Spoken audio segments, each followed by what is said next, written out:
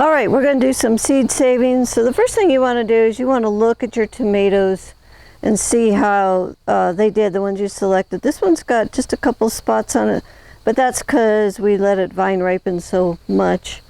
This one's got a slight crack, but it's very little, and as you can see, it's because of the vine ripening, it's starting to decay there a little bit. This one looks really good. So I think all three are very good candidates for seed saving. So we're going to save the seed out of all of them. So what you want to do is you want to get your knife and you want to cut this open.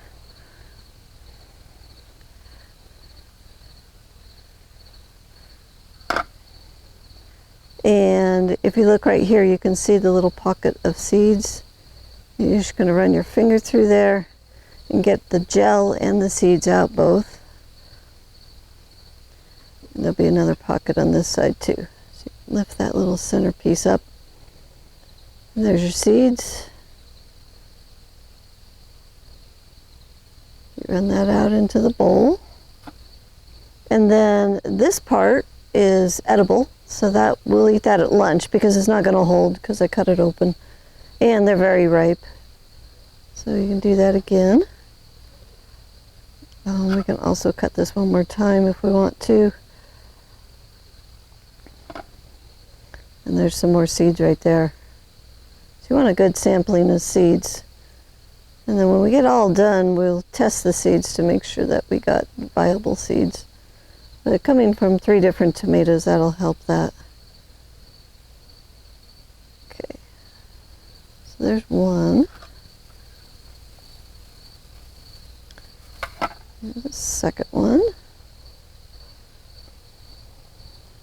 think I'll cut that again.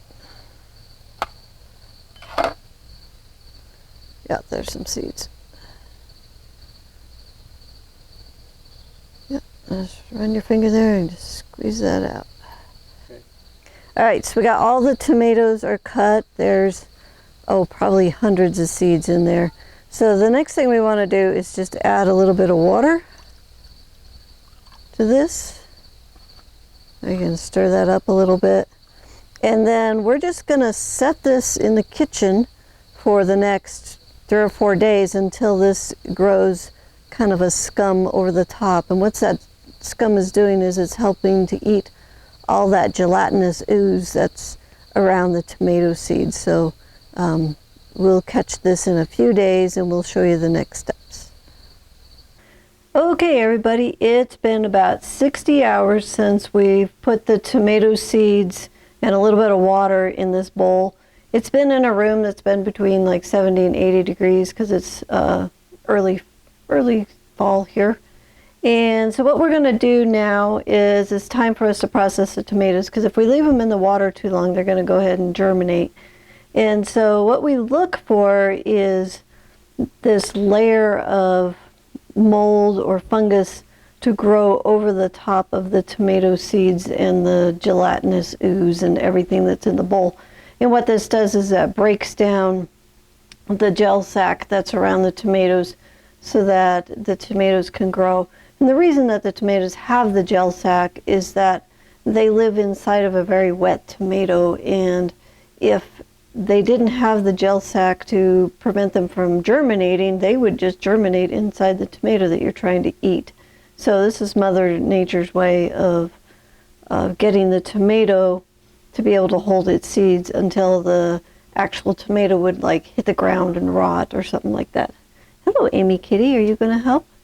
Okay, so what we're going to do here is we're going to go ahead and we're going to rinse all of the stuff off of the tomatoes and then put the tomatoes on a plate so that we can get the seeds dry before they germinate. So as you can see, this is just a kind of a soupy mess here. So we're going to put that in the sink, and we're going to use cold water. And we're going to rinse this stuff off. We're just rinsing, rinsing, rinsing. Oh, we got some very nice seeds here. Okay, it smells a little funky, but that's important for the fermentation process to happen so that we get nice, clean seeds that will germinate. And there's our seeds there. So what we're going to do is we're going to place that on a towel here. just to kind of help soak up some of the water. Now, we don't want to put the tomato seeds on a paper towel or cloth or anything like that because they can stick to it. So we just want to use like a plate, something that's glass or plastic, to put the seeds on. So what we're going to do is we're going to get a little plate here, and we're just going to put our seeds on the plate. Now, if you live in a really humid location, you may want to put a fan on these to help dry them out. You do not want to get them over 90 degrees because that can kill the seed. So you're wanting to keep them room temperature, so you can just kind of spread those out. I live in the desert, so we will dry fairly fast. This will probably be dry in another day. But if, like I say, if you live someplace humid, you need to get them dry or they will start germinating on you, and you don't want to ruin your seeds that way. Got one that's sticking to my hand. There we go. So that's all we need to do. This is going to sit in my kitchen for a couple more days, and we'll check it for dryness here in a few days. Okay, so you guys got to see how we wash the tomatoes and everything. And then this was the plate that I put them on. And they are now completely dry. And they are ready to bag and test. If you want to test them, you just take 10 seeds, put them in the paper towels, wet paper towels, keep them moist until they germinate. But they are ready to go, and I'm guessing there's probably like 150 to 200 seeds here from those 3 tomatoes. So I have plenty for me and plenty to give away. I will test them though before I give any away, just to be sure that they're viable. So I'm going to put them in this bag. The bag is marked Marglub tomato and the year. And I just want to put them in the bag, and then I'll keep them in the refrigerator. I like to keep my seeds in the refrigerator, just so that we can keep them fresh a little bit longer. You want to store your seeds below 90 degrees for sure, and it's better if you can store them closer to 40, 45 degrees. If they have too much moisture in them, you do not want to put them in the freezer. So like I said, I think the refrigerator is the perfect place to store them.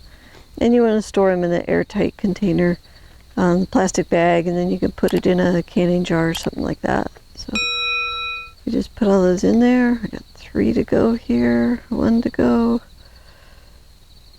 And 1 escapee on the side here. Okay. So got them in bags, seal it up, and drop this in the fridge, and there we go. We now have the next generation of this beautiful tomato that we grew in our garden.